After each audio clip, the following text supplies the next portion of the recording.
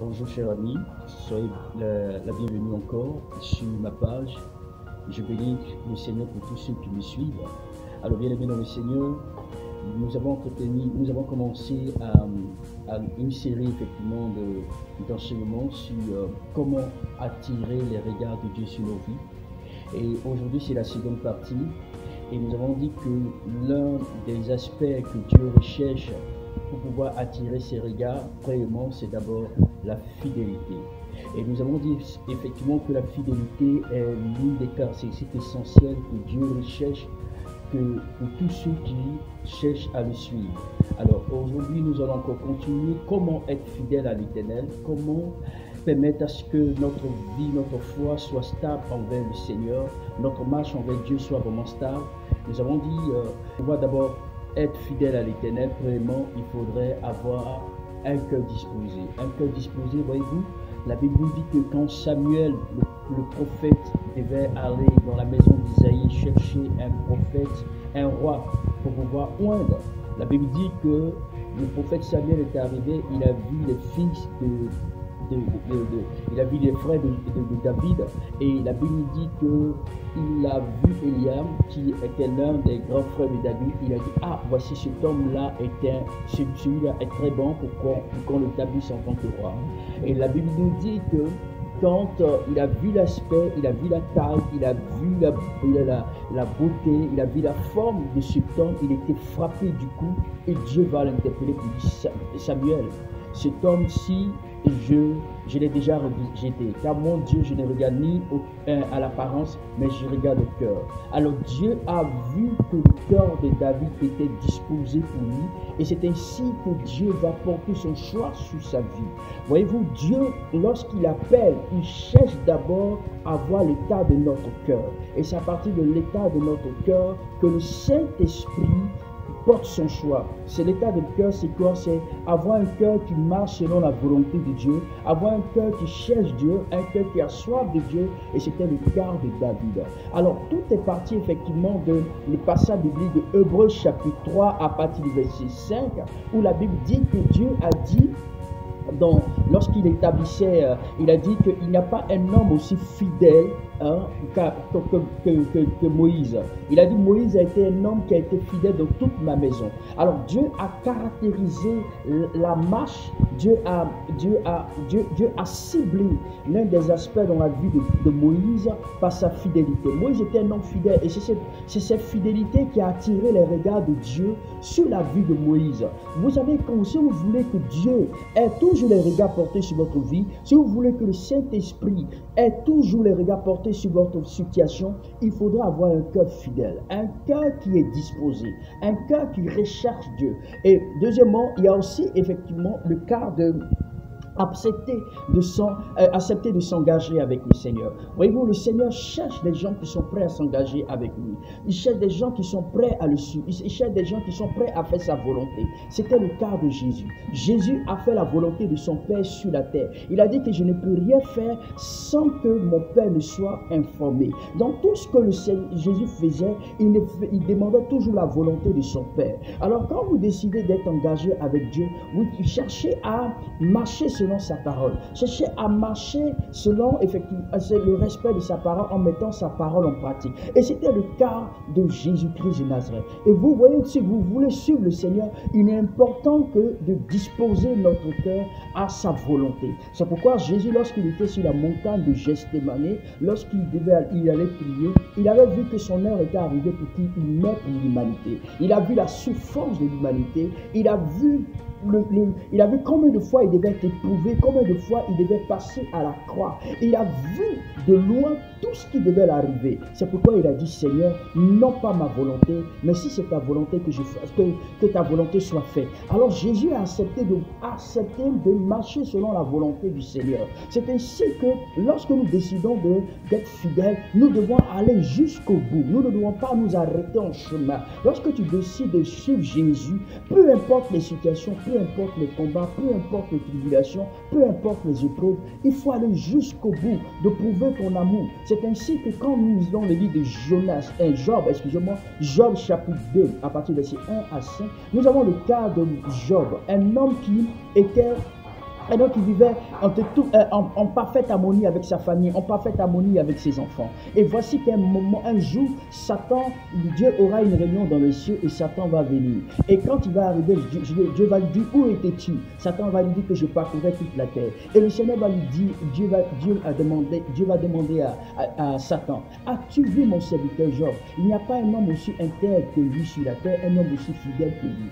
Mais Dieu a pu effectivement cibler Job, Dieu a pu effectivement poser ses regards sur Job parce que Job avait une qualité qui attirait le Seigneur. Et cette qualité qui attirait Dieu, c'est que Job était un homme fidèle, un homme qui cherchait Dieu, un homme qui s'accrochait au Seigneur, un homme qui servait l'Éternel Dieu de tout son cœur, de tout son âme, de tout son esprit. Et le Seigneur va vouloir le présenter à Satan pour lui dire, cet homme-là, il est fidèle. Donc c'est l'une des qualités que Dieu a vues dans la vie de Job. Et c'est ainsi que Job a dit, c'est parce que tu l'as béni. Donc lorsque vous décidez d'être fidèle à Dieu, Dieu vous comble, Dieu vous bénit, Dieu vous permet à ce que vous ne manquez de rien. Et dans cette fidélité-là, Dieu va dire à Satan, il dit, excusez-moi, Satan va dire effectivement à Dieu, c'est parce que tu l'as comblé de toutes sortes de biens, c'est parce que tu lui as donné ce que tu désires et que c'est pour ça que cet homme-là t'adore. Il va seulement toucher à ses biens, fais ce que tu as envie de faire, mais ne touche pas à sa vie. Et Job, bien aimé dans le Seigneur, avait été attaqué par Satan. Mais lorsque Satan l'a frappé, il a même tué ses enfants, il a même pris tous les biens de Job, au point où Job avait été frappé par une maladie, par l'ulcère, au point où Job, qui dormait dans un palais, qui dormait dans un endroit royal, Job était obligé, effectivement, bien aimé le Seigneur, de dormir dans la cendre et de se gratter le corps avec des tessons de bouteilles. Mais malgré cela, Job n'a pas changé sa manière d'adorer Dieu. Job n'a pas changé sa manière de prier le Seigneur. Job allait jusqu'au bout. Job a continué à prier malgré les tribulations, malgré les épreuves, malgré les difficultés. Job il était resté constant dans sa manière d'adorer le Seigneur. Et c'est pourquoi Dieu a dit c'est un homme fidèle. Donc Dieu, dans la fidélité que Dieu recherche, dans notre engagement, même si tu es éprouvé, même si tu es combattu, même si tu as tout perdu, ta fidélité ne se définit pas parce que tout va bien, mais ta fidélité doit se définir même quand tout va mal. C'était le cas de Job. Même quand tout allait mal, Job demeurait fidèle à Dieu. Job était toujours attaché à l'Éternel et Dieu va puissamment bénir Job à la fin, malgré les événements qu'il a pu traverser. Même sa femme, lorsque Job adorait le Seigneur, sa femme est venue lui dire, mais toi-même, qu'est-ce que tu es en train de faire? Malgré que ce Dieu nous a tout pris, ce Dieu-là nous a tout arraché, ce Dieu-là nous a tout enlevé, et tu continues toujours de l'adorer. Job a dit, ni je suis sorti du sein de ma mère, ni je retourné dans le sein de la terre. Il a dit, la Bible déclare qu'il dit qu'à Dieu a donné, qu'à Dieu a repris, que le nom du Seigneur soit béni. Donc Job a compris que lorsqu'il est venu sur la terre, il n'avait rien, mais il a dit que toutes ces choses ici-bas, c'est vrai que c'est Dieu qui nous a donné. Même si je suis arrivé dans le monde, je n'avais rien, et je n'avais rien, et Dieu m'a béni. Et c'est ainsi que Job a commencé à contempler le Seigneur. Donc malgré les situations, malgré les événements, votre engagement doit aller très loin avec le Seigneur. C'est pourquoi dans notre passage de base, c'est le chapitre de base, c'est le livre de base, c'est Hébreux chapitre 3 à partir du verset 5, bien aimé dans le Seigneur, où Dieu a dit, Moïse a été fidèle dans toute ma maison. Alors bien aimé dans le Seigneur, laissez-moi vous dire que cette fidélité-là, quand tu décides effectivement de t'engager, le Seigneur, effectivement, tu dois suivre les instructions. Vous voyez, troisièmement, il faut suivre les instructions. L'important, ce n'est pas effectivement d'accepter de s'engager, mais il faut aller jusqu'au bout. C'est ainsi que voici le cas de Saül. Saül était un roi, mais il avait accepté de s'engager à la royauté, mais il n'acceptait pas de suivre les instructions. Donc, suivre les instructions et s'engager, c'est deux choses différentes. Laissez-moi vous dire que, bien aimé dans le Seigneur, Saül a décidé de s'engager, mais il n'était pas prêt à suivre les instructions. Suivre les instructions, c'est marcher selon la parole. Suivre les instructions, c'est faire la volonté de Dieu. Suivre les instructions, c'est marcher selon les principes des Écritures. C'est pourquoi lorsque vous décidez de venir, lorsque vous décidez de donner votre vie à Jésus, laissez-moi vous dire que dans l'église aujourd'hui, beaucoup de gens veulent suivre Jésus, sont engagés à marcher avec Jésus, mais ils ne sont pas prêts à suivre les principes du royaume. Ils ne sont pas prêts à suivre les principes de la parole de Dieu.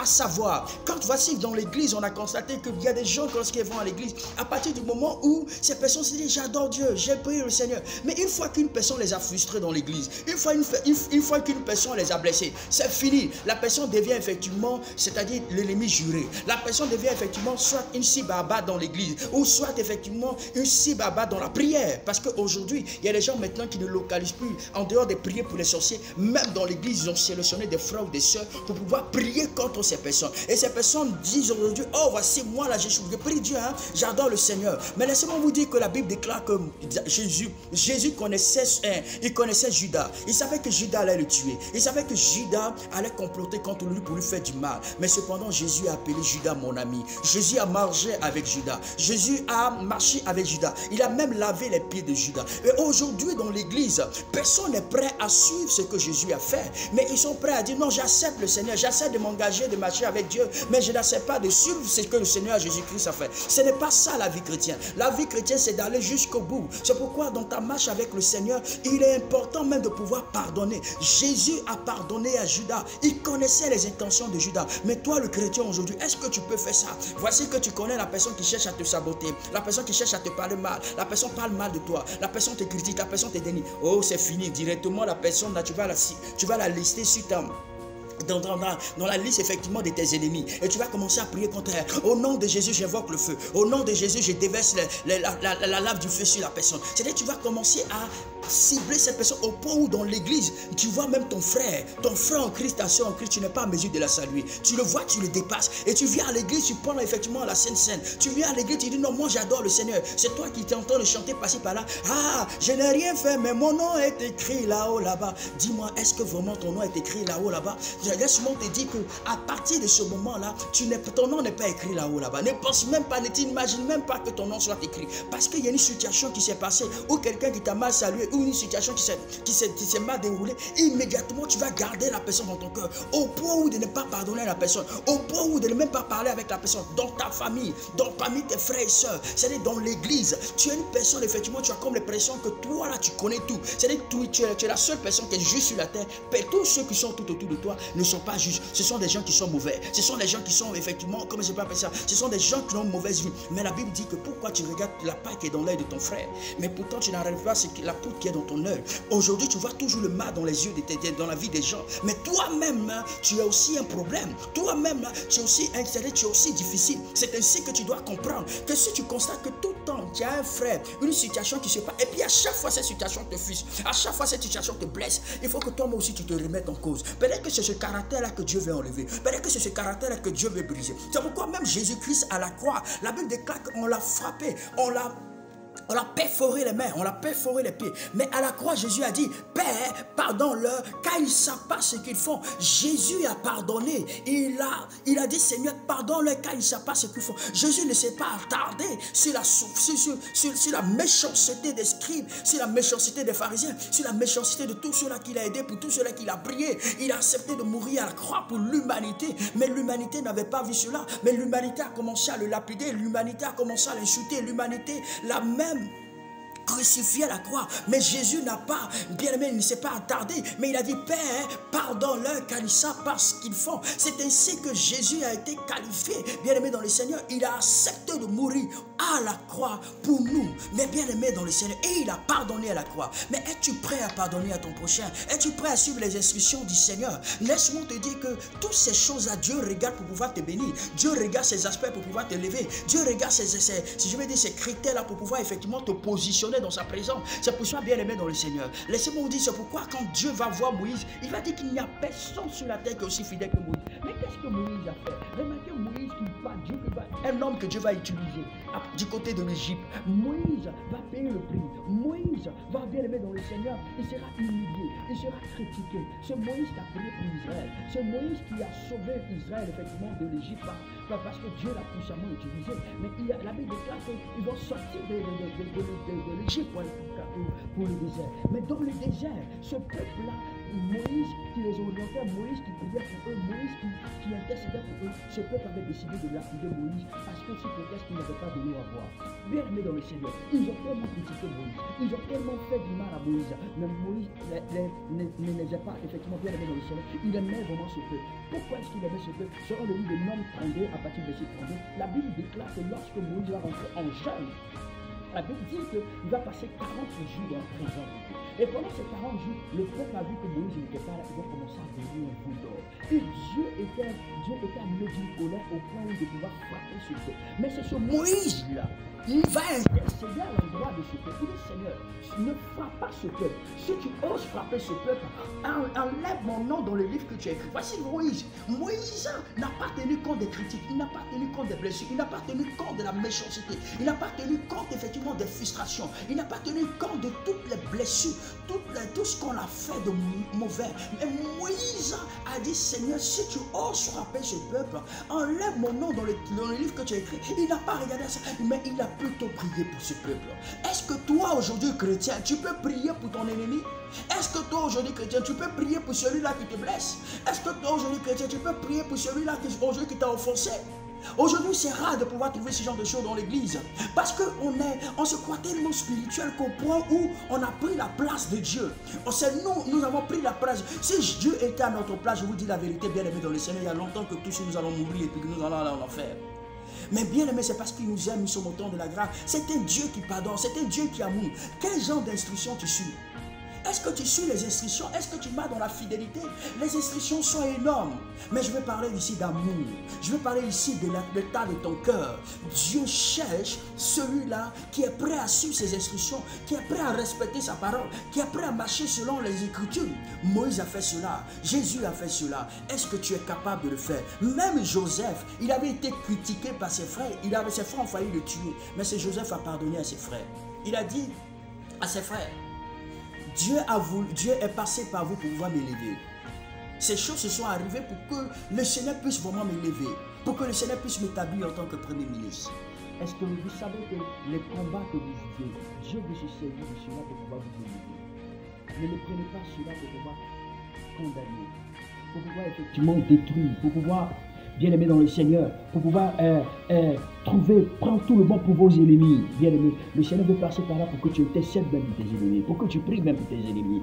Remarquez surtout, la Bible déclare que apprenons-nous à nous supporter les uns les autres. Ce n'est pas facile en tant que chrétien, mais la Bible dit que ton frère qui est devant toi là, quand tu le vois là, il faut apprendre à le supporter. C'est-à-dire que ce n'est pas facile. Il a un mauvais caractère celui-ci. Tu sais que vraiment cette personne est difficile, elle est invivable, mais le Seigneur dit d'apprendre à le supporter. Et apprendre à le supporter, bien aimé dans le Seigneur, fais de toi un véritable enfant de Dieu. Fais de toi un homme ou une femme fidèle à l'Éternel. C'est pourquoi, bien aimé dans le Seigneur, vous voyez, lorsque vous regardez la bouche, à l'intérieur de la bouche, il y a des dents et il y a la langue. Et laissez-moi vous dire qu'il arrive à un moment donné où la dent mord la langue. Mais la langue ne dira pas à la dent, pourquoi est-ce que tu m'as mordu? Mais cependant, quand la nourriture entre dans la bouche, elle est bien aimée dans le ciel, elle est agréable pour tous les corps. Donc ça veut dire que en tant que corps du Christ, il peut arriver par un moment donné où on peut se blesser, où on peut effectivement se frustrer. Mais ce n'est pas pour autant nous allons garder des rancunes. Mais nous devons apprendre à prier pour les uns et les autres. Nous devons apprendre à intercéder pour nos prochains. Nous devons apprendre à intercéder pour nos frères et sœurs en Christ. Aujourd'hui, beaucoup de gens s'élèvent même contre le pasteur. Beaucoup s'élèvent effectivement contre le leader. Beaucoup de personnes, c'est-à-dire s'élèvent même contre les femmes de leur pasteur. Au point où on les cible contre les ennemis, on se met à prier contre ces gens-là. Parce que pour une personne qui t'a parlé une fois, c'est-à-dire envoyer une parole un peu déplacée ou une parole effectivement qui t'a offensé, c'est fini, la personne devient ta cible. Arrête ce genre de choses-là, c'est la plus sorcellerie. Ces choses-là ne vont pas te conduire au ciel. Commence à prier pour tes frères, commence à prier pour tous ceux qui t'ont offensé et toi-même commence à prier pour l'état de ton cœur. Et pour terminer, quatrièmement, Dieu nous demande la patience. La patience fait partie aussi des preuves de la fidélité. Remarquez surtout le cas d'Abraham. Abraham était un homme patient et Dieu va élever Abraham à cause de à cause de sa patience, Dieu va faire de lui père de multitude des nations. Vous savez, la patience fait partie des qualités essentielles pour une personne qui est fidèle à l'Éternel. Donc, on ne peut pas parler de fidélité si une personne n'est pas patiente. Moïse a été patient, Abraham a été patient, Joseph a été patient. Dans la patience, et bien aimé dans le Seigneur, Dieu apprend à vous élever. Qui parle effectivement de patience parle de la foi. Il ne faut pas te décourager. C'est pas parce qu'aujourd'hui, ça fait maintenant une fois, deux fois, trois fois que tu as prié, que tu n'as pas vu la main de Dieu, que tu vas abandonner le Seigneur, que tu seras découragé. Tu vas dire non, je ne prie plus. Non, je ne cherche plus. Je vais même plus effectivement aller à l'église. Je vais même plus chercher effectivement aller dans cette église. Non, il ne faudrait pas faire cela. Dieu, par moment donné, veut voir l'état de notre fidélité. Il veut voir l'état de notre patience pour voir réellement lorsque nous venons à lui, est-ce que c'est pour chercher le miracle ou est-ce que c'est pour le chercher? Parce que la Bible déclare que chaque paiement le royaume des cieux et sa justice et le reste sera donné par-dessus tout. Est-ce que laisse-moi te dire, quand tu viens à Dieu, est-ce que tu viens d'abord pour le miracle? Si tu viens d'abord pour le miracle, tu vas attendre longtemps. Mais si tu viens d'abord pour le Seigneur, il te le donnera.